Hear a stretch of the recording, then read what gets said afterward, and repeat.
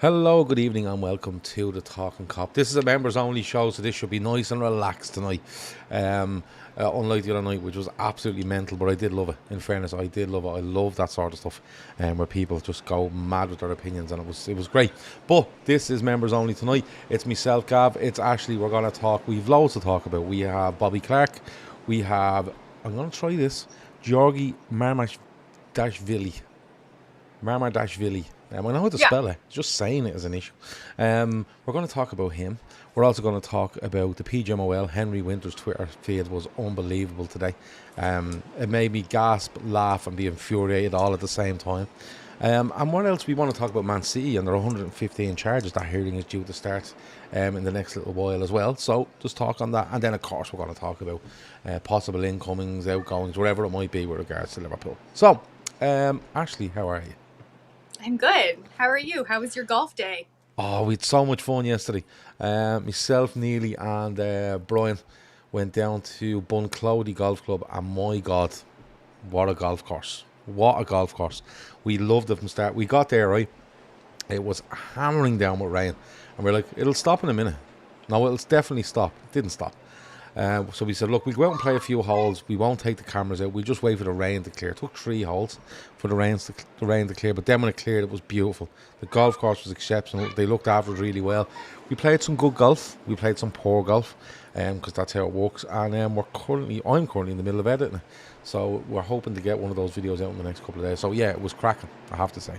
It was cracking. But it still doesn't stand up to me in an RV in America playing golf every 2 days for 6 months. And that's what I'm comparing every golf day to now. And we'll have to make it happen for you. Yeah. Oh yeah, no, 100%. Archie says, Jesus, stop at golf for fuck's sake. Relax, Archie, will you? Jesus, she asked a question, I answered it. We're going to go away from the golf now, all right? Anyway, where we start? Let's start with Bobby Clarke. Okay. A couple of days ago, it was reported that RB Salzburg had made a bid for Bobby Clarke. Of course, Pep Linders is there now. But it was something in the region of about £8 million. It fell short of Liverpool's valuation. We knew they were going to come back. They have come back. They've agreed a fee of £10 million for Bobby Clarke. I think there's a 17.5% sell-on clause within that. Plus, Liverpool get forced refusal if RB Salzburg are looking to sell. Okay. Are you surprised by this? Because I'm not saying becoming a trend, but the stuff coming out of Liverpool at the moment is, obviously Carvalho goes for 21, rising to 27, somewhere around those figures. You have, of course, Boychet is being linked with a loan move away. We're not too sure on McConnell. Dan's is being linked with a loan move to Plymouth. And now you have this. And, I've heard people say, look, okay, he came into the team last year. He was really good. He has an injury, which is unfortunate. But, we haven't signed a midfielder, although I'm not tried our best is probably the wrong words to use, last week. And we're selling another one. It's like he's clearing out. Is it, for me, it feels a bit like he's gone with the tried and trusted, because it's a massive job for him. He's gone with the tried and trusted, but the club are protecting themselves a little bit in the way they're selling these and add-ons and clauses and stuff like that. But if I'm Bobby Clarke, I'm really disappointed because he gets a chance last year, and I really liked him.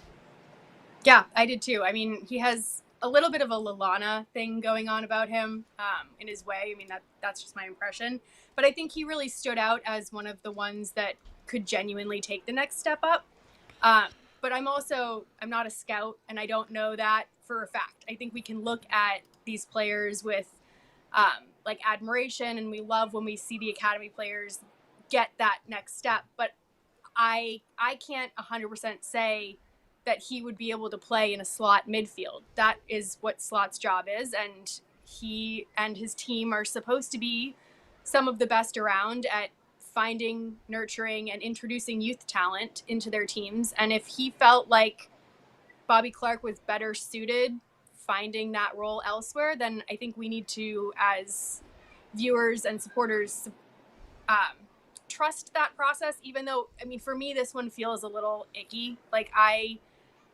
From everything I read, it was initially loan 100% until Pep Linders came in and really pushed for this sale. So I don't think they were looking to sell him when the window started. I think this was sort of something that developed and that Linders really pushed for. Sam says it's a brilliant move for Clarke, to be honest. As we get first refusal on the deal, it's almost like a loan. If he does well, we can get him back at a decent fee. You can, but you can't activate that sale. You know, RB Salzburg might say he's brilliant and we're not selling him. And next thing you know, you're 7 or 8 years down the line, he's still at RB Salzburg. It's only if they decide to sell him, you know what I mean, that we can have, you know, forced refusal. We get forced refusal if they're opening to sell. But in fairness, RB Salzburg, you know how it works. The usual path is probably RB Leipzig or Borussia Dortmund, and then from there you go on, and it could be Bayern Munich. And you know, this pattern is there, and it's been shown for quite a few years. You know, so with regards to this, the sale of this player, he's young. Pep Linders really rates him. You know, he knows what he's going into with Pep Linders. In fairness, I know he's moving to a different country and going to Austria and stuff like that. But to go in and you have Pep Linders, and I think isn't the Portuguese lad with Pep Linders as well now, or RB Leipzig? I'm nearly sure he was with Liverpool last year, and then he moved with him, didn't he, to Salzburg? Could be wrong. Spanish guy, Vito right, something. Mator Vitos. Yes, that's him. That's the lad. Sorry, you put me on the spot there. No, I put myself. I always do that. I'm brutal with names. But you know, he knows what he's going into. For a player to leave Liverpool, you know, it is a bit unknown, but there's a comfort of knowing certain people there and knowing how Pep Linders wants to play and stuff like that. So we wish Bobby Clarke all the best, but straight away, actually, you're getting people saying, and rightfully so, they're saying, look, you know, we know what we need. Me and Kev were talking about this the other night, you know, with regards to Zubamendi and what we need and players we need and stuff like that. But rightfully so, people are saying, well, hold on a minute. We've sold, you know, up front, is it £31 million worth of players now in those two players? That's 31 million. Well, yeah, you've got Carvalho at 27, Clarke at 10, and then you also have the sell-on clauses from Solanke and Alberto. Yeah. So, yeah, you're looking at upwards of 40 million at this point in terms of profit. Yeah. So you're looking at that, and people are saying, hold on, we've brought in 40 million here. Okay, all right, Carvalho, you can argue, would have been involved or wouldn't. Clarke, you could argue, would have been involved, maybe wouldn't. And we don't think that the outs have stopped here. You know, possibly Sepp van den Berg and Liverpool are apparently holding firm on 20 million for him. So that could be another out. Are you getting worried now, is what I'm going to ask. You know, before we get on to this goalkeeper thing, are you getting worried now that, you know, Liverpool are, you know, moving a few players on and getting good deals for them, whatever it might be, but we're ticking away now, 14th of August, you know, 17 days probably left in the window. I'm never too sure if it ends on the 24th of August or the 4th of September. Are you getting worried now that we're kind of like moving players out and nothing is happening? Or is part of you thinking, well, hold on, the fiasco that went on for 4 or 5 days over Zubamendi, just in the press, maybe Liverpool have just gone into their shell here and gone, no, we're not saying a fucking word from here on in. I mean, I think it's in their best interest to keep everything as quiet as possible in terms of anything coming into the club. I think outgoings were always going to happen. You know, the crescendo or whatever that Hughes promised at the end of the window, he didn't really specify whether that was crescendo for incomings or crescendo for outgoings. We just kind of all took it the way we wanted to hear it. But I mean, these youth guys going out, it is to a lot of their best interest. Like, I think Bajcetic going out on loan is good for him. I think from the perspective of him getting minutes and, you know, getting his body back to a place where he can actually participate in our team, it's a good thing. But on the flip side, I absolutely feel that tug of war being like, well, where are our numbers coming from? Like, if Endo's not what you're looking for, and Bajcetic is going out on loan, and Clarke is gone, and Carvalho's gone, and you're potentially sending McConnell out on loan or wherever, you know, you're getting down to a smaller number in midfield than I think we need. Because I think Kev was the one that was talking about it in Telegram, where, yeah, you have 3 positions, but you have 3 positions that are going to be rotated very heavily due to the number of games, the 5 substitutes, and the style of play. And I don't know if we have the numbers to support that right now in our midfield. And we depended on those kids last year, whether we like it or not. They played a role in getting some of those minutes. So that's where my worry comes from. I don't know about you. Yeah, I think you make a great point. You know, those kids we did depend on because of, you know, injuries and possibly lack of form from players that are currently there in those positions where, you know, 3 days ago the press are spouting that, oh, you know, Liverpool are saying look at this and look at this. If you look at it in the cold light of day, right? Szoboszlai, injury issues last season. Curtis Jones, I think he did an injury issue last season. Endo, I don't think can play game after game after game, and he does not suit what Arne Slot is trying to do. And I think Arne Slot in his lineups in pre-season has shown you that he doesn't believe he can do it. And then you're looking at, you know, Harvey Elliott, who won't play deep in the two. He will go forward. You know, the sort of way. You know, and then you start getting, then you're going, well, the reason these players played is because the guys that we still have here, we still have them. McAllister was fairly ever present, you know what I mean? Little drops in form here and there, possibly due to tiredness because of travelling to South America and back. I remember he was literally asleep on the pitch playing against Wolves early in the season. And, you know, when you look at it and you say to yourself, like just taking Bobby Clarke as an instance, Bobby Clarke comes in there and does loads of energy. He's really good. I think doesn't he get a goal at home he gets a goal on Anfield. I'm not too sure. It might be against Luton. It may have been. I'm not too sure. And you're kind of going, the reason he gets in is not because, you know, there was players there. Like if it was the season before, you go, he was getting in because Fabinho couldn't run. You know, Henderson was all over the place. Naby Keita was injured all the time. You know, the sort of way Oxlade-Chamberlain was injured. But that's not the case. He was getting in because players we still have at the club, okay, were injured or loss of form or whatever it might be. So that's the reason getting in. We haven't changed anything to turn around and say, well, we're letting Bobby Clarke go for 10 million because we've brought in A and B. And we feel now that A and B will cover the players that are already there or get in front of those players for a starting position. And that's why we're letting Bobby Clarke go. You know the sort of way. And I think that's compounded more by the fact that we went to sign a player last week and we know you can blame whoever you choose to blame, but it didn't happen. And the reaction to that is the sale of Bobby Clarke. Now, it may be a case that he's young and they want to look, you know, let him go off and progress, and we'll get forced call on him, and you never know. Like Liverpool could go down 2 years ago. He's been brilliant. We're going to try sign him back. You know, the sort of way. But it's a bit worrying for me. And you know, there's someone in the chat there saying, you know, Liverpool can do 2 deals, bang bang, quick. You know what I mean? But we have to see it. We have to see it. And I don't mind not hearing about it. I really don't. Like, I'm quite happy to do shows going, Liverpool have saying nothing. And for people to go bananas. But then it turns out that they've done something, they're just not telling you about it. It's a little bit of a worry for me. It really is. But I'm hoping that they're doing business in the background and they're telling nothing to nobody. Because I've heard things like, oh, Liverpool briefed Joyce, and Joyce put this out, and apparently the word coming out of Spain then was that now Zubimendi felt under too much pressure with all that was going on, and I was like, is this real? Is this a wind-up? Could have been a wind-up. I'm not too sure. But, you know, maybe Liverpool are doing it, and you're going to get people now that'll say to you, look, you're making an excuse. I'm not. I'm really not. Like, honestly, the 30th of August when the window closes, Kev, right? Which is 16 days from now. If 16 days comes, like, I'm fuming if we're sitting in this position. Fucking fuming. I'm willing to give them that time to do that. And I know if they do 2 or 3 signs, people are going to go, too late. The season started and they haven't even... It's not too late.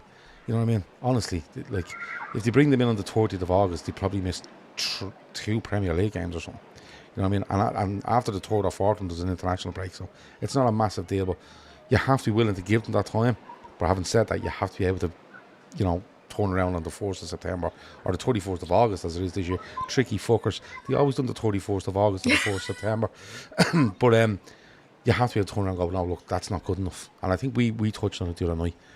The Zubimendi stuff, whether the player turned around and said, I don't want to go. Liverpool, the way they acted just wasn't right for me. But then the thing is, you know, you look at this with Mamardashvili, right? And you're like, this is a weird one as well. So this link is with the Georgian goalkeeper from Valencia, isn't it? Valencia.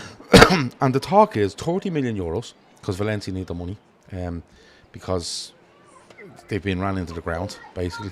I think by Gary Neville's mate. Is it Gary Neville's mate that owns them? But I'm not sure. someone will tell me. But they've been ran into the ground anyway, Valencia, in an awful way. But the talk is that Mamardashvili, 30 million euros, and whatever way they're going to do this, he's got to actually be loaned to Bournemouth, okay, be signed by Liverpool next summer, and then being loaned to Bournemouth again. So he'll actually turn up at Anfield as a proper Liverpool player ready to play at the start of 26, 27. Theoretically, yeah. This is another strange one, and I know you were saying to me it's very they can't bring him in and then loan him to another Premier League club. They could bring him in and loan him back to Valencia. They could bring him in and loan him to another club on the continent. But they can't. You were saying they can't bring him in and loan him maybe to the Premier League. But again, like that, I'm not saying it's not a good move. He looks a really good goalkeeper. But people are going to get upset about this as well, because it's like, great, fair play to you, but you're telling me you're not going to see a bleeding goalkeeper for 2 years. You know, it's... Yeah. There's a couple things with this. If it happens after 3 signings, you go, oh, I like that move, but not now. It doesn't look a good move now. Yeah, this to me is not a face-saving signing. And there's a few wrinkles that come along with it that I think optically don't read as positive as they might want it to. I mean, the first one is, you bring him in and you automatically open the can of worms that is Alisson leaving. And that is not a can of worms that I particularly want to think about, even though I know it's on the horizon eventually. And then the second kind of wrinkle for me is the optics of him helping his old club, Bournemouth. And I know that, you know, there's bound to be some sort of connections there and all of that, but, you know, we want him focused on Liverpool. And, you know, when you're not seeing that signing actually walk through the door, I understand how some people might spin it. But at the end of the day, he's a very good goalkeeper. I think he would be a great successor to Ali. I just don't think that if that's our only signing on the August the 30th, our quote unquote judgment day, I don't think we're going to be sitting here singing FSG's praises. I don't think so either, because he's not playing for Liverpool. And the argument too, I can see the thought behind it to a certain point. Bring him in, get him a year or two experience in the Premier League. You know, they rate him really highly. You know, my first thinking was, why don't you just buy him and leave him there for 2 years? Just leave him in Valencia. He knows what he's doing. But I can see the reason behind bringing him in and trying to get him to a Premier League club. And, you know, someone was telling me today, isn't it Neto that's in goal for Bournemouth? I think he's 35. I couldn't believe he was 35, by the way. Made me feel really old when I heard Neto was 35. But I can see the reasoning behind what they're doing there. You know what I mean?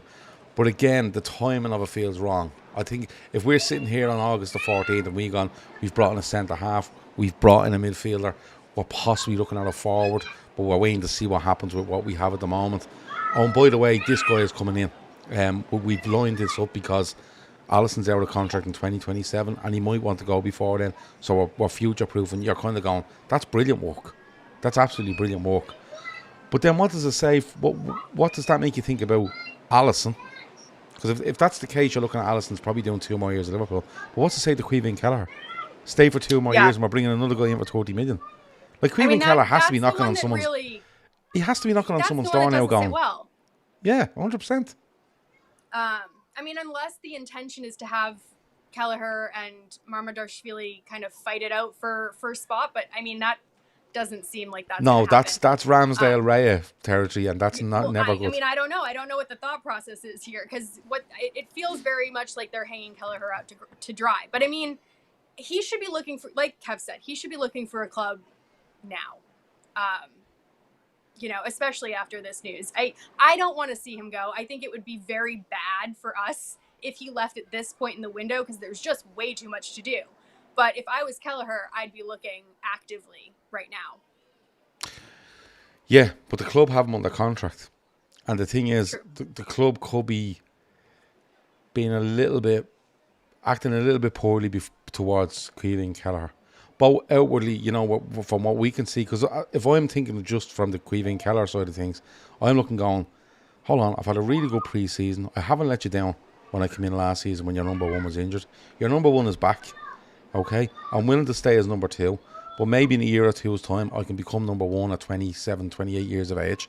And then, you could probably have another 10 years, let's say 5 years as Liverpool's goalkeeper. And now they're turning around and going, no, just to let you know, in the summer of 2026, this guy will be in here.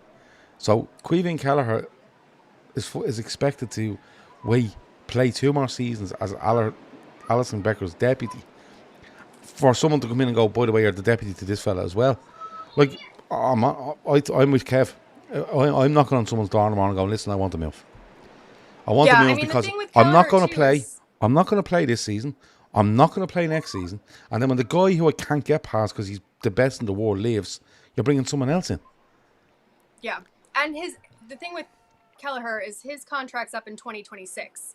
So if I was Liverpool and theoretically we want to actually start to get into the business of making money for some of our big guys when we sell them, they'd probably want to sell him next summer, like at the very latest. I don't think they're going to let him run down his contract, are they? No, well, you say that, but we've let players run down their contract. It's a thing Liverpool do. But is that because of poor management or is that an active choice? Because I think some of the decisions that we've made in that department haven't been ideal. No, I think when you look at the likes of Firmino goes on a free, Thiago leaves. He's let go. Matip is let go. Matip's let go because of the injury and decide, right, that's enough, fair enough. Who's going to pay a load of money for Joe Matip anyway this summer.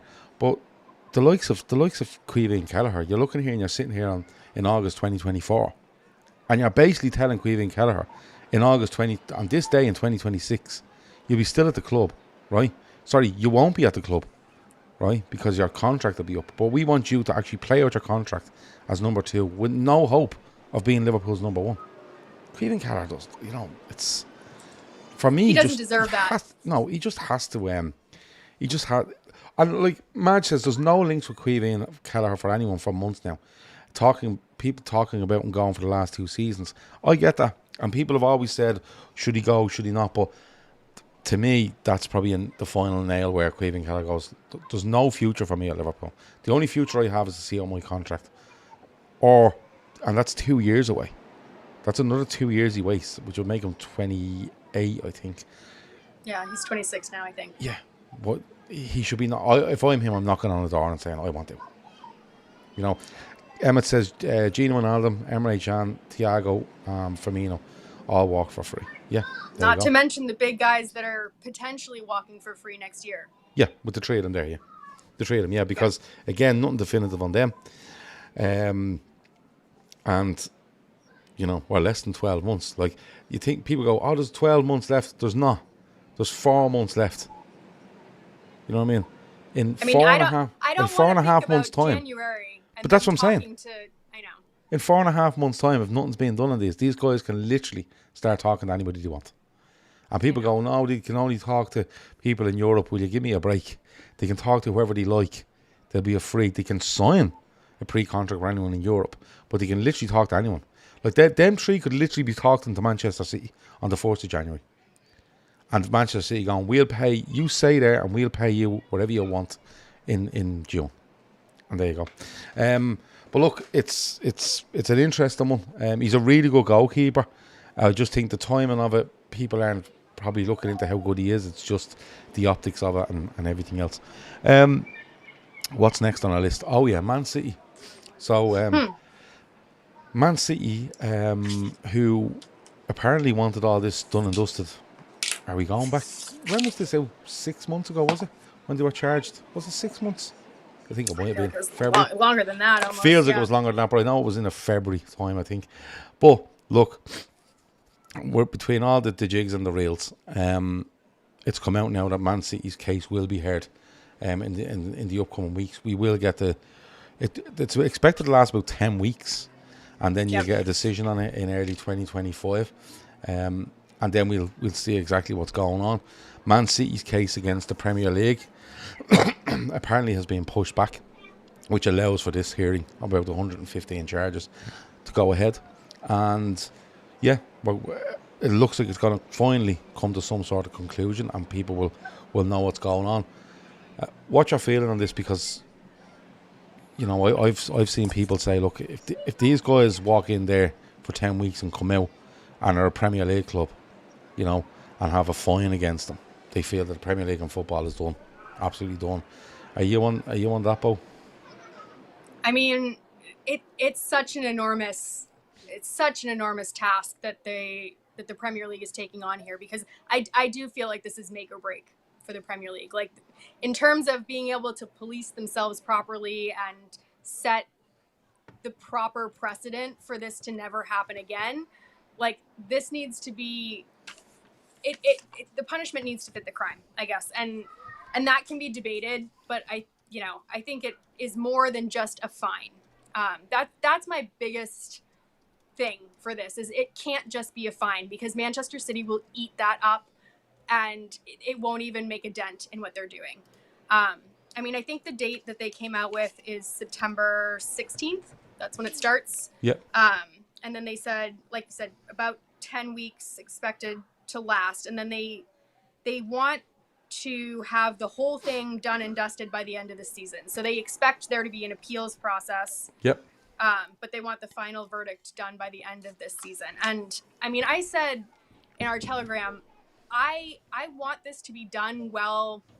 I mean, it's a little bit malicious of me, I guess, but I want this done with Pep Guardiola still there, because as much as he didn't pull the strings, I do feel like he is benefiting from all of this, and he is the one that's the face of the "Oh no, we're innocent" campaign, and I want him to have to kind of face the music on this. So yeah, this is a big deal. You know, it could change the face of the Premier League, I think. Yeah.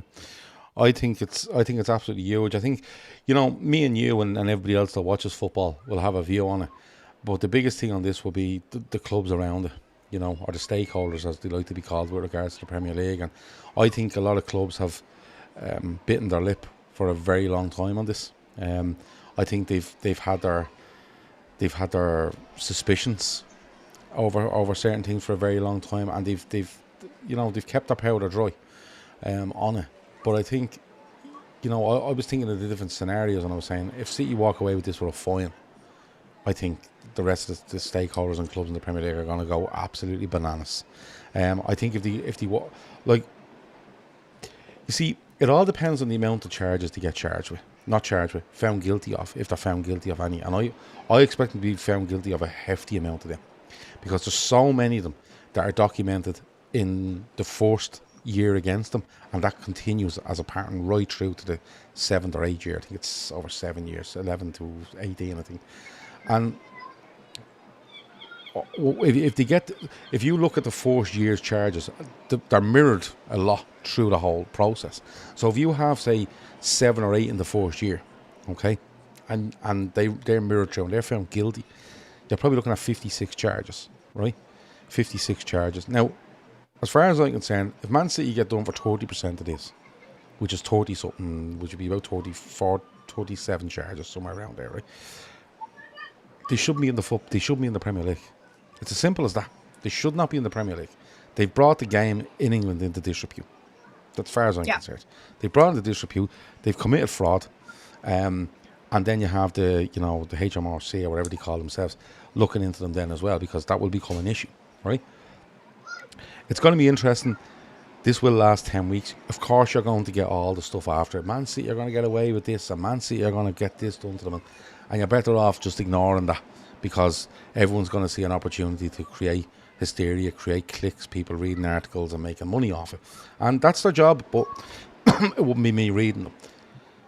But honestly, like, I can see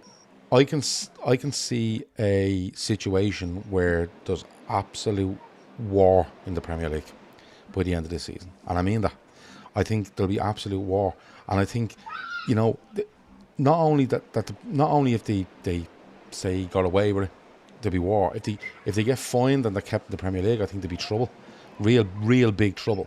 But you have to remember, the clubs won't only. I think the other clubs won't only be disgusted at the football club that is Manchester City. I think they'd be disgusted at the thing that is the Premier League.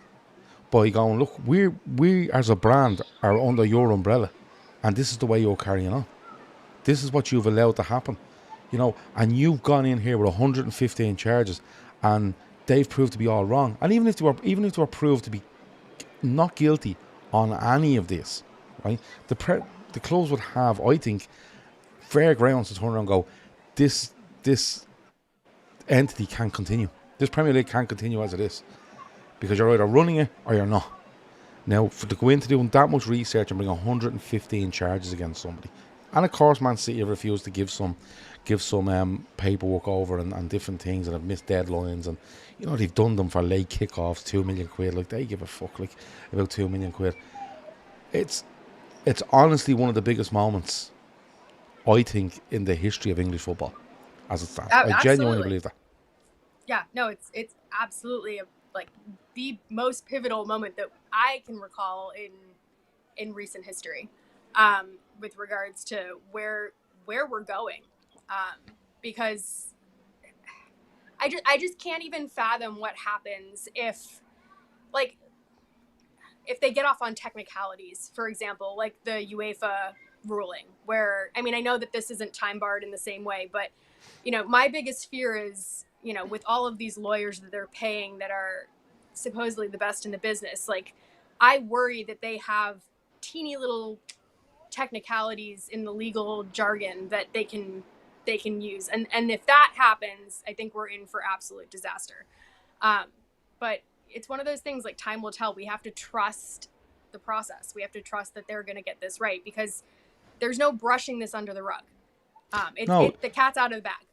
Oh, but I think it needs to be very clear cut, because you're talking, and you rightfully say it, you know, these teams of lawyers, and the Premier League have great teams of lawyers as well. No matter how good your lawyer you are, if you've done wrong, you've done wrong. You know, you might get a reduced sentence because of those little loopholes and stuff like that. But if they go in and it's like, well, City got off on all these fines because they actually done what the Premier League said and they're out of order, but there's this little thing over here that says basically you can't throw them out of the league because of it. You know, the sort of thing. And that's where it comes back on the Premier Leagues, and that's where clubs come back and says to the Premier League, you're meant to be looking after our interests with regards to the game in England, the game in you know, across Europe, across Asia, across the world, as you know, we market ourselves as this. And I think, like Kev says there, you know, he feels that they've got their ducks in a line or ducks in a row with regards to these charges. I really hope they have. I really hope they have, because I think all the jargon and all the bits and all the pieces, if you look at what Manchester City were in 2007, all right, and look where they are in 2011, and then look where they are in 2018, right? Even like, it just doesn't make any sense. It does not make any sense. And you look at clubs now who are earning way more than they did in 2007 or 2011 or indeed 2018, and they're being restricted in what they can do because of certain financial rules. Now, I know the financial rules have changed over that time, but not to the point where City could do this now and then in 10 years' time nobody can do it. Do you know, they haven't changed that much. That they've more or less been changed in reaction to certain things that the likes of Man City done, and going back again to Chelsea and stuff like that. But Chelsea would just have loads of money and you could pour it in. I just think it's so fucking big for English football, because not only that, yet the word that's out there and the feeling that's out there between fans of all clubs, bar Man City, is, and even Man City fans go, you know what? Look, if we get done for it, I still had a great time. And then as soon as somebody says that to me, I kind of go, well, now you know that you could get done. You know, 6 months ago, you were all telling us, no way, we're fine, we done nothing wrong. You know, the sort of way. And that's where it creeps in. Even Man City fans are kind of resigning themselves. I wouldn't change a thing. Well, would you not? You know, you're okay with just the good time you had. All them trophies won't mean anything. You know, they probably have to be scrubbed out of records and stuff like that. But I really think it's so big. And I think, you know, people are there. There's a couple of people thrown into the chat there, like City will look for a plea bargain to his own book. But what are you pleading?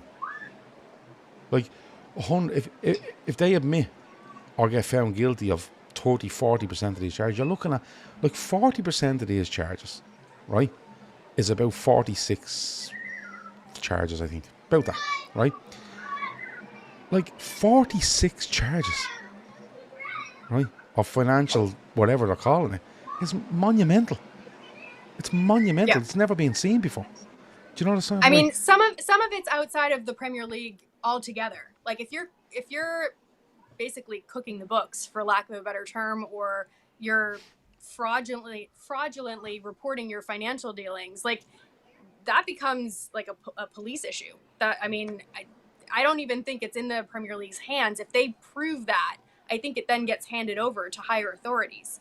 So I don't know. It all depends on what happens in the court. I am not a legal expert by any means, but I think what Sam said earlier, where it's, you know, either City are finished or the Premier League are finished. And I think that there's a real danger of not necessarily a Super League, but perhaps clubs leaving the Premier League. And I mean, if they can't police themselves, what is it really? What is the league worth? Yeah, exactly. Like, and that's where I think the Super League will come back into focus, because clubs will say, well, look, you can't police yourself.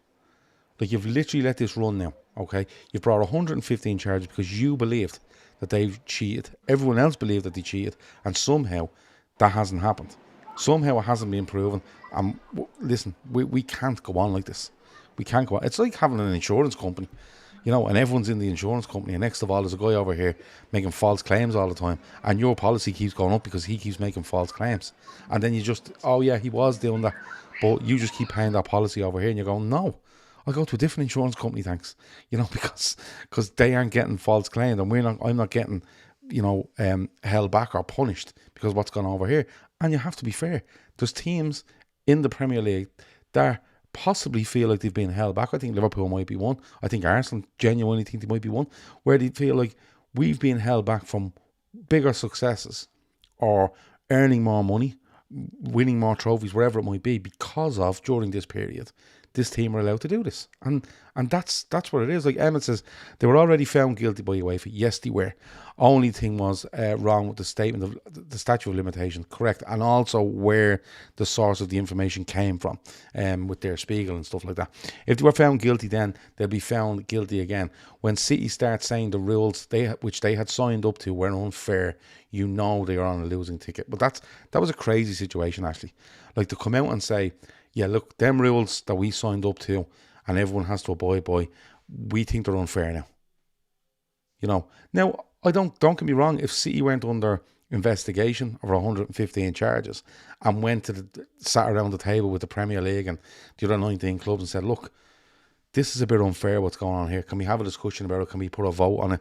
Can we put some sort of structure in to make this a bit more lenient or open it up a little bit? Fair enough. But when you're sitting on 115 charges saying the rules we have and we signed up to and we feel they're unfair, you're kind of going, well, were you playing with them? Were you playing with these rules? Or are you going to be caught on this rule and now you're arguing before you're actually caught? You know, that sort of way. It's a bit of a mad one. I think that ruling is actually set to come out in the next couple of weeks. Yeah. For all of the associated party ruling and stuff. That was already finished, which is part of the reason why they're able to push the 115 charges up.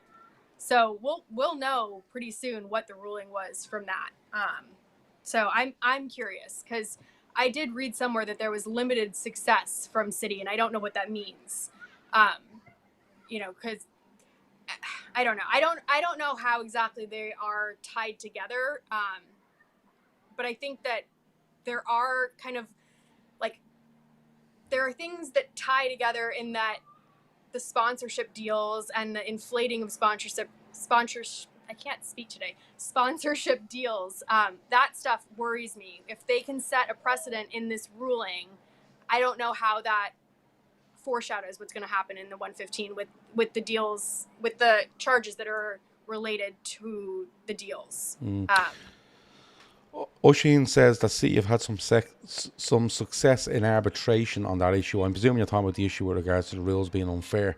But that doesn't matter if they have some success in arbitration on that issue. It doesn't matter. That's not going to affect the 115 charges that are against them, because the rules are there, and whether you think they're unfair or not, they're rules. You know, the sort of way. If you've done nothing wrong, and you feel like, look, that rule is there, and we can only put in this amount of money, or we can only do this, or whatever, and you feel unfair, they may change it for next season and go, right, okay, listen, everybody, we've looked at it. These guys feel it's unfair, and we found that most of you are affected by this. So we're going to open this up a little bit to free everybody up a little bit. That's fine. But when you're arguing against the rules that are there, and let's remember, they're arguing them nearly 10 years later. They weren't arguing them in 2018. They're arguing them in 2024. Their charges are from 2011 to 2018. That's what the charges are. So it'll be interesting to see. It's going to start on, I think you said September the 16th. It'll run for 10 weeks, which will probably put you to the end of November. You'll probably hear something in January. There will be an appeals process. But again, I think everyone will want this sorted by the very end of 24-25, because it means then that we all know where we stand going into 25-26. And you have to remember, right? You have to remember, they need to know what's going on. Because if these charges stick to a big level, and Man City are no longer, or they're told you're out of the Premier League because of this, right? Then the EFL become involved, and then you have to remember there's playoffs, there's relegation, there's promotion, there's if they're thrown into the League 2, it has to be agreed with the EFL, and then the EFL have to decide, right, what do we do here? Do we have playoffs? Do we does every league get an extra team promoted? There's loads of permutations around this. Let me see. Everton, of course, we'll get into Everton on another day. They're facing possibly another ban, or not a ban, another points deduction, because apparently they've gone over they've been found to go over again in the 22-23 set of accounts, which is a bit weird, because that should have been all done and dusted, because those accounts would have been in by June. Late June last year, but something's going on there as well. Can we talk about the PGMOL, because they're my favourites? Just to finish, save the best for last. Yeah, so we're approaching a new season. Everyone is expecting the old semi-automated offside, and Harold Webb's going, nah, we might get it by the end of the season. Like, they haven't had time to plan for this. They haven't had time to put the facilities in place. They've just gone, you know what? Maybe the end of next season, which is a joke, right? And let me know in the chat what you think about that. I just think that's appalling. Like, we've been watching this in the Champions League last year. We watched it in the Euros. You know, it's actually really good the way it's done. But the PGMOL, 2 days before the season starts, United start against Fulham in 2 days' time, have come out and through Henry Winter with some absolute and utter nonsense. But starting with the semi-automatic offside, but they should be in. It should just be in the Premier League. So I did a little bit of background research on this, and someone in the chat can correct me if I'm wrong. But Sorry, can I just stop you? Nobody in the chat has done any research, so they won't be stopping you and correcting you. You just go ahead. We're all going to go. Fair play to Ashley. We're all lazy fuckers. She's not. Let her speak. Go. Okay, so what I read was basically there's a new company called Genius Sports, and they're the ones that are supposed to be coming in to supply the semi-automated offside technology.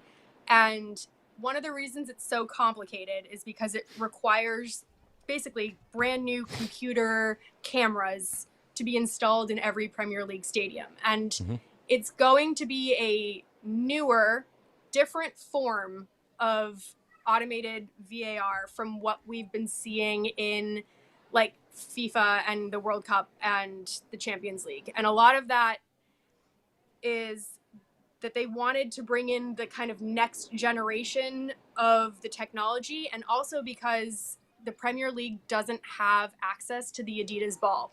And the way that they've been doing the semi-automated offsides is I know, I told you, I went deep. They have the wrong Adidas football. ball has Okay. tracking. They do.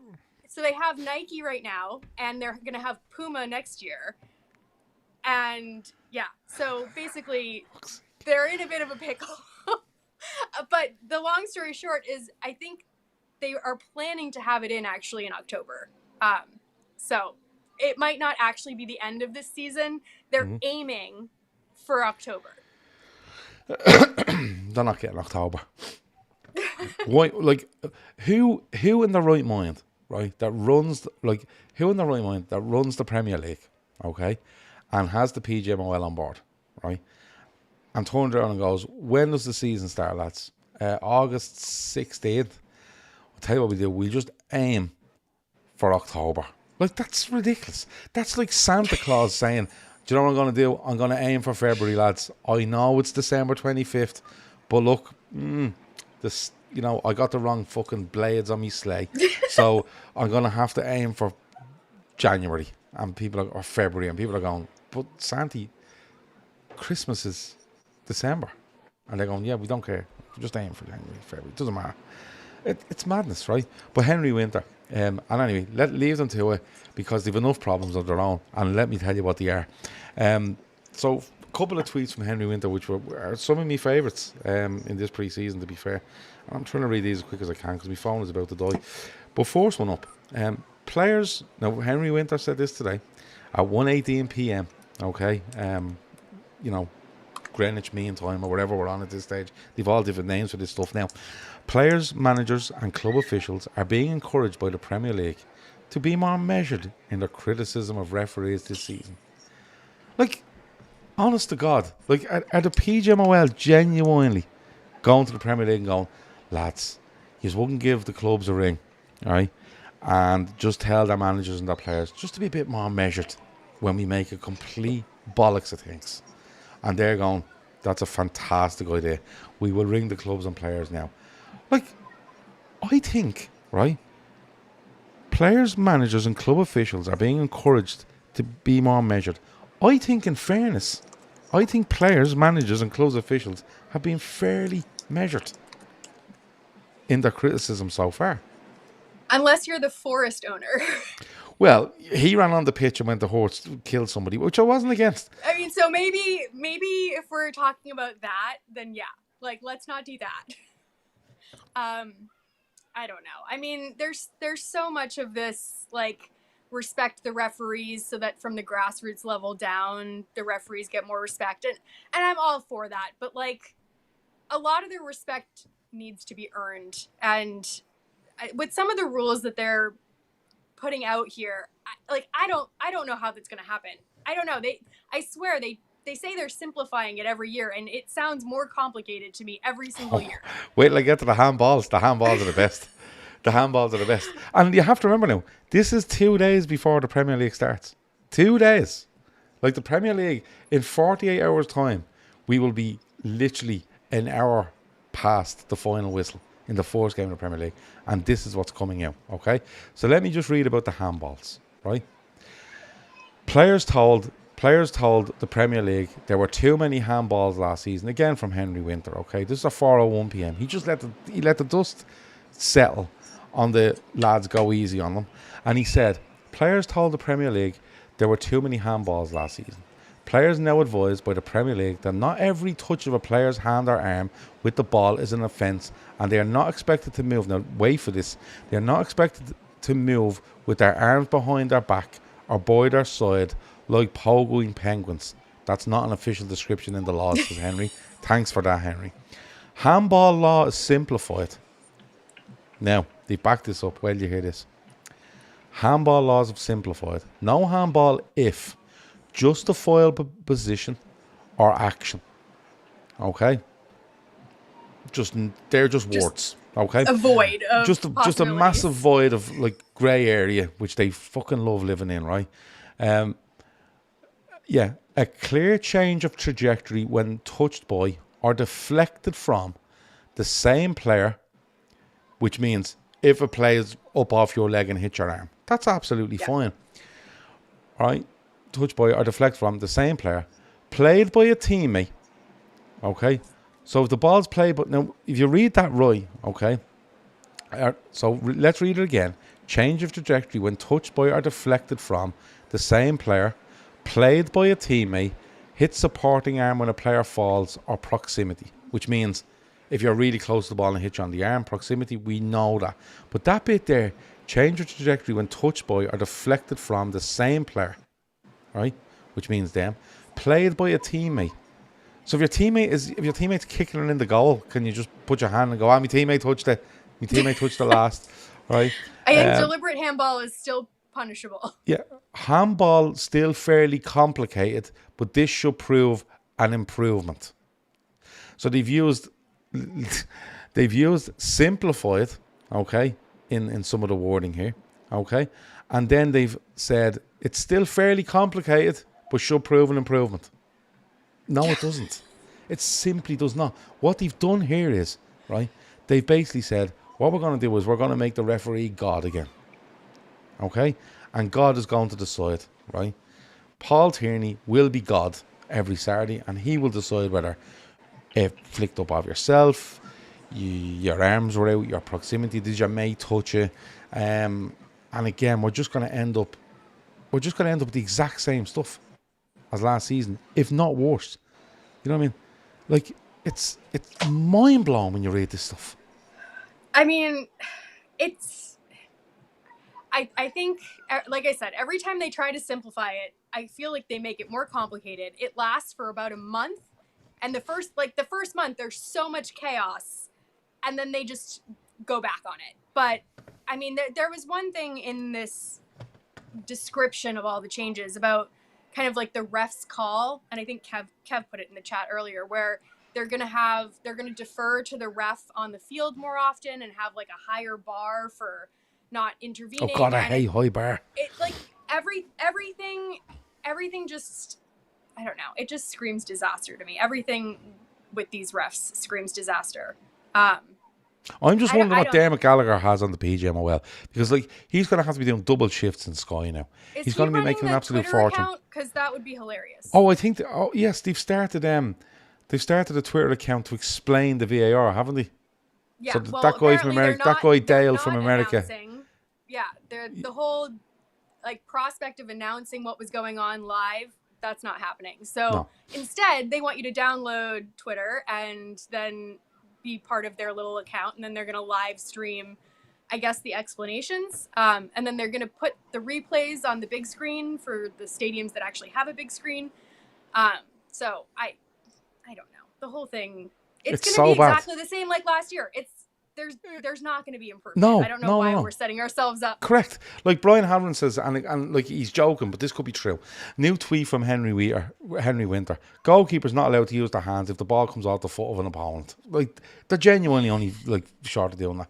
Like, honestly, when it comes to penalty kicks, right, just make it really fucking simple, right? Really simple.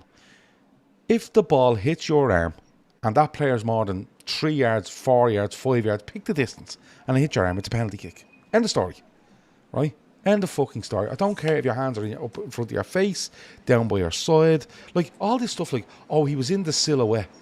Well, let's take, like, that's nonsense as well, because the ball hits you on the arm, right? And it's in the silhouette. Take your arm out of there, and the ball goes in the goal. You are stopping the ball from going to the goal. It hit your arm. It's unfortunate. It's unfortunate, but they should literally go, listen, do you know what we're going to do? If it comes up off your own body, you're trying to clear something and it hits up and your arm goes up, I'm absolutely fine with that. That for me is something where you say to yourself, right, look, he's gone to clear it, it's hit him, it's gone. I'm okay with that. But literally, if a ball is struck and it takes a deflection up off somebody and it hits you and it's a penalty, just do that. And it's really like black and white. You know, that's a penalty. That's not a penalty. How is it not a penalty? Well, it didn't hit his hand. Fine. And then everyone knows what's going on. And yes, you will get some decisions against you. And yes, you will get decisions for you. But the decision is already made. It's not a case of what does Paul Tierney think at the weekend? What does any of the other fucking ages think at the weekend. It's basically the ball has hit you. It hasn't deflected up off your own body because you don't have time to react, right? And don't get me wrong, if the ball comes in and it deflects off, you know, I think if it deflects, basically it should be a distance thing. That's my thinking on it. It's a distance thing. So they should be able to go, with all the lines and technology they have, they go, look, he's crossed that and he's 4 meters away from him, right? Or 3 meters away. Let's put a figure on this, 5-6 feet, right? So 2 meters. So if they say, look, when he's hit that, look, we know by the lines, he's 2.5 meters away from him. It's a penalty. Simple as that. If a ball is going in the goal and it hits your hand, right, and your hands are down by your side, you've stopped the ball. You've stopped the ball. As simple as that, like. And this is the way, like, and like Oisin's mentioned, my other favourite term, clear and obvious. That's just another grey area. Oh, it wasn't really clear and obvious. No, it was. It was clear and obvious to everybody watching, except the 4 fucking people that are meant to make the decision. Honestly, they should just simplify it right down to, it's hit off your arm, mate. It's a penalty kick. They've changed the red card rule for handballs just pick a distance. too. Just pick a distance. Yeah. What's the change in the red card now? Well, the red card is only for deliberate handballs now. Which I don't know. I need to go back and look at it because I thought that's what it was. I thought the red card was for deliberate handball for stopping the ball going into the goal, right? Yeah. I need to go back and check this. Go and check it. But the thing is, like, my argument with all this, and has always been, there's too many permutations to handball. There's just too much. There's too much of, it was close to him, his body was in the silhouette, you know. And you see fellas like, you know, like you look at the one against what's the name? It was in the Euros, Germany against Denmark, and the ball gets crossed and it hits the guy in the hand, right? That guy has his hand up in the air as it's crossed. It hits his hand. It's unfortunate. You have to stretch your arms out. But if it hits you, it hits you. But if they go back to that and they go, listen, that was actually only 4.5 feet from him. You know what I mean? It's not a penalty. But if he's 7.5, 8 feet away from her, 2.5 meters away when it hits him, it's a handball. Simple as that. The ball's going in the goal. If the ball's going to another player and it hits your hand, it's a penalty. Just do that. Yeah. And I know, look, don't get me wrong, I could be sitting here, you know, at 3 o'clock on Saturday after Liverpool get 2 penalties given against them, against Ipswich, and I go, fuck, can't believe we lost that game, those 2 penalties. But at least I know going into the game what it is. That's the biggest problem. That's the biggest problem. Nobody knows when they're going into these games what to expect. And even when it happens and they don't know what to expect, 2 weeks later, the same situation happens. And then you think you know what you're to expect, and you don't, because they've changed it. Internally, they've gone, listen, that was a bit mad, wasn't it, 2 weeks ago? Tell you what, when this happens again, just do this. But they don't tell anybody. They just keep going, do their own thing. And if look, just get to the end of the season. And reading that from Henry Winter today, I was going, Jesus Christ, there's so many things in this that, and by adding more and more stuff into this, the clear and obvious thing becomes more and more greyed out. You cannot get a clear and obvious decision if you have that many permutations around something. You simply can't. How can, the more you muddy the waters, how can you make it clear? How can it be obvious? You know what I mean? Okay, so that's one of the reasons why I'm having a hard time with this red card thing, because it does feel like it's a judgment thing. It becomes the referee's call, and basically the change was up until this summer, any handball which stopped a goal or prevented a goal scoring chance was a red card. Now it needs to be deemed deliberate for it to be a red card. Otherwise, it's a yellow card. So you're, again, adding another thing for the ref to judge. Is it deliberate or is it not? Which is just, it's up, I mean, I like when things are black and white. I don't like when they live in this gray area because I don't trust the refs in the gray area. I just think they operate like maniacs when they're in the gray area. But this is what allows them. And I've always said it. They live in a grey area, right? That they can retreat back into whenever they feel like it, and we can all argue over the decision, and they can just sit in there saying things like high bar and clear and obvious, right? But here's one for you: if you're standing on the goal line, right, and you've your hands down by your side, okay, and that ball is struck at you, and you have your hands in the silhouette, as they call it, and it hits you on the arm, and your team clear the ball, and it goes to VAR, and they say, look, their arm was in the silhouette, you know, where did he meant to go, okay? And they don't give a penalty for it, or they don't give a red card for it, which is nonsense. The ball is going in the goal, it doesn't matter, right? The only way you can stop that going to goal legally for me is not to do it with your hands, okay? What happens if a guy is standing in the silhouette, okay, and the ball loops towards goal, and he doesn't think he make it, but he shifts across in the silhouette and lets it hit his arm? He's in the silhouette. Do you know what I'm saying? Like, so I think that would still be a penalty, but it would be a yellow card, I guess, in this scenario. But why would it be a penalty? His arms are in the silhouette. The whole thing was the silhouette of the person, the natural silhouette, is if it hits them there, no, they're in the silhouette, they've done their absolute best. But you could genuinely take a step across goal, remain in the silhouette, and let it hit your arm. That's what you could do. I don't know. I mean, I think of like that Reece James incident at Anfield where he stopped the ball and it was a red card. Like that's what that sounds like to me. So if that wasn't a penalty and if that wasn't a red card, I don't know what I would have done. I don't know. It's crazy. I don't know how people are meant to keep up. Like, if you're changing the rules every single season. But the thing is, and they're getting more confusing. Yeah, but the thing is, right? What's to stop Howard Webb, right, bringing 2 referees and a couple of footballers, right, into Sky, into one of the many Sky studios they have, right, or an outdoor area, setting up all the cameras and saying, right, listen, we're going to go through 20 issues here. We're going to go through 20 issues with regards to tackles, you know, foot over the ball, penalties, and literally releasing 30, 40 minutes of footage going, if this happens, this is what the decision will be, and this is why the decision is going to be that way. Right, so even if we're watching a game on Saturday or Sunday or next week or in February when Santi comes along because he's late for Christmas, we're watching that and we can say to ourselves, well, hold on, that happened. But do you remember Webb telling us at the start of the season, it was put out on Sky, it was put out on TNT, it was put out on wherever, all around the world. Do you remember this happened? This is actually really close to the situation that happened, right?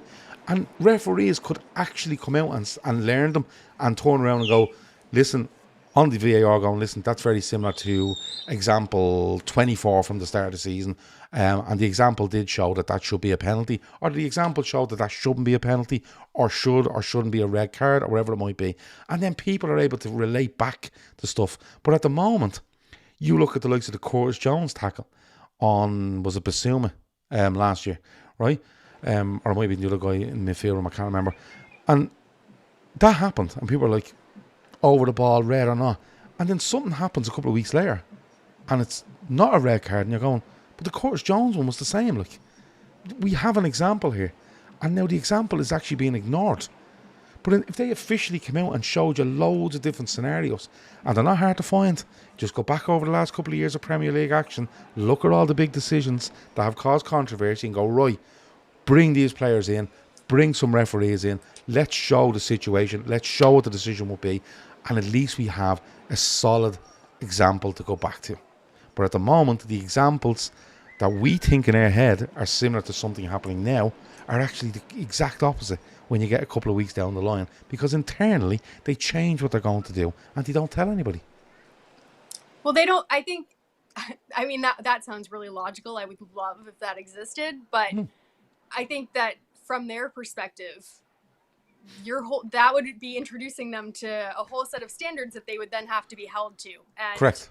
At the moment, they live in that gray area where they don't have to be held to those standards. Mm-hmm. And, you know, if all of this, like, don't criticize the refs, whatever, is also to be believed, like, why would they open themselves to criticism? Because I feel like the minute that they put that out, they then have to hold themselves responsible, and they're never going to be up to that standard. Not these refs, not the ones that I've seen. You see, you can argue if refs are good or bad or not. It's actually the organisation for me, and the amount of leeway they're given, and the amount of opportunity they're given to retreat into an area where no one can really touch them. And that's where my issue is. Like, honestly, if you could just be like, instead of Howard Webb doing stuff every fucking whatever night with Michael Owen, right, boring the fucking tits off everybody, why don't you just do it at the start of the season? Just do it at the start of the season and go, we've picked, I don't care how many it takes, 40 incidents. We're going to go through every one of these because they're all they're all an issue. They're all different to each other. Let's go through them. Let's talk about them. Let's show what our referees are going to do in these situations. Right? Now, you may get ones that aren't exactly the same, but at least you have a starting point. You know, at least you have a starting point on this handball decision. Look, that's like example 15. Example 15 would have done this, but there's a slight difference there, so for that reason. And as well, if they explain themselves and they give you an example and then they give you the reason behind it, everyone's good. Then you know what you're going into the season for. But you're right. They won't be held to that sort of standard. Because what they do is they retreat in. Howard Webb comes out and says, yeah, we made a mistake. What are you going to do about it? I'll apologise here for 5 minutes. Michael Owen will just keep nodding at me like this. And then we'll all just go home. And that's what's happening. It's ridiculous. Yeah, I mean, I also just have no idea what their perspective is on, like, do they think that fans deserve that kind of information? I mean, I think that kind of thing should be out in the public domain. But I don't know. I mean, do they do those things behind closed doors, and could they quite easily broadcast that to fans? I don't know. I mean, there's got to be a rule book where they have those examples where that stuff exists. I just don't know if it's made public. You'd like to think. I mean, at least I'd like to think so. I don't know. You'd like to think to, but there's no evidence that they are. The only evidence I think there is, like, inadvertently, the evidence that is that they change the rules as they go along. That's it. They have changed it. We've seen stuff where it's happened, and a couple of weeks later, very, very, very similar situations have a different outcome. You know, and then you put it down to the ref's going over to have a look at this, and one ref might say one thing and one ref might say the other. It's the same game. It's the same game. It's the same rules. How are we getting these different outcomes? But as I said, my idea might sound a bit mad, but I don't like. Why don't the PGMOL, the Premier League, produce some sort of video package to show people how they work, and they become more humanised then, don't they, really, to show what's going on and how they talk, how they think and stuff like that. But they keep putting themselves behind this barrier, and that feels like that's their protection. You know what I mean? I'm just thinking in my head that stupid little graphic of the man with the arms by its side and the t-shirt line where they were trying to show like what a handball was. Yeah. And it was like they dumbed it down so much for the audience. And I feel like in general, like, sure, there are some people that have no idea like what they're looking at, but I do think that fans are smarter than they give them credit for. And if they put that information out, it would actually be great for anyone that was interested in the game. Yeah. And I don't think it needs to be as dumbed down as a little silhouette with arms. I think they can be more clear, but I just don't know if that's what they want to do. But the thing is, like, when you look back a couple of years ago, and I know we've gone over time now, I was meant to be the timekeeper, and I'm terrible at it because we start talking about the fucking PGMOL. but if you look at it going back a couple of years ago, any handball by an attacking player in an attacking move, right, was a handball, and the goal could be disallowed. If you remember back to the opening day of the season, going back to, I think it was, I want to say 1920, City beat Spurs early. First day of the season, and I think Gabriel Jesus scores a goal, but it turns out it comes off, they go for a header and it brushes off Laporte's arm, falls, and Gabriel Jesus bangs it in the net. I think I could have that wrong, but it was definitely City against Spurs. And they had this rule: if it hit off your hand as an attacking player and you scored from it, you know, within the move, it didn't matter if it was intentional or not, the goal was ruled out. Why don't you just turn that around to defend them? Genuinely just turn it around to defend it. So and the only way is distance. Like, are these just Premier League rules changes, or are these international competition rule changes? I don't know. But like, Henry's I just like, at some point, I just want us to get on board with the rest of the world and stop thinking that the Premier League is somehow unique and gets to have its own little set of quirky rules. Yeah, but the Premier League just aims for October for the camera stuff. Like, the season ended, like, Like the season, like they should have been planning this. They should have been able to say, look, we've planned this, and as soon as that Premier League ends, we're going into every Premier League ground in the country, and we're putting this stuff in, and we run a couple of test events in the stadiums in pre-season, make sure everything's working for the first day of the Premier League, and they go, nah, we'll wait till 10 or 12 games in. Doesn't matter. And they go, yeah, but then you're going to have like contentious issue. We're aiming for October. What do you want? Like, you know what I mean? They're meant to be running the game. I mean, it does kind of open up the discussion to whether or not, you know, half of the season you have this rule in place, half of the other season you don't. So you're going to have some calls made in the first half. But that's the thing. Like, they're meant to be a set of rules at the start of the season, and they don't change till the end. No changes can be made till the following season. Yeah. That automated offside is a change that shouldn't really come in October, because now you get people going, well, hold on, there was a contentious one in the middle of September which we've looked at, okay, and if we ran the automated offside technology on it, we were actually onside, or we conceded the goal and it was actually offside. So now we're being punished because you didn't bring this in. So people may benefit where we've, you know, had stuff go against us. Like it's an absolute mess. Like, but there you go. I mean, as long as we don't have legitimate goals chalked off this year, I would consider it a win. Like, yeah. At least can they just do that? Yeah, well, Kev says apparently they're going to clamp down on holding in the box from corners. I believe it when I see it. Kev, they done this a couple of years ago. It lasted about 3 games, and then everyone just hung out with each other like they're in a mosh pit, you know, for the rest of the season. So I wouldn't, you know, I wouldn't be holding. I feel like Harry Maguire is going to be out of the business. Yeah, if that's the case. They say this stuff and then they change it, but they don't tell you they've changed it. And I just get really upset with the PGMOL. So I'd like to officially apologise to anyone that's watched this or is going to listen on the audio download. I apologise profusely, but they just fucking annoy me so much. The PGMOL and the Premier League and the way they carry on with this.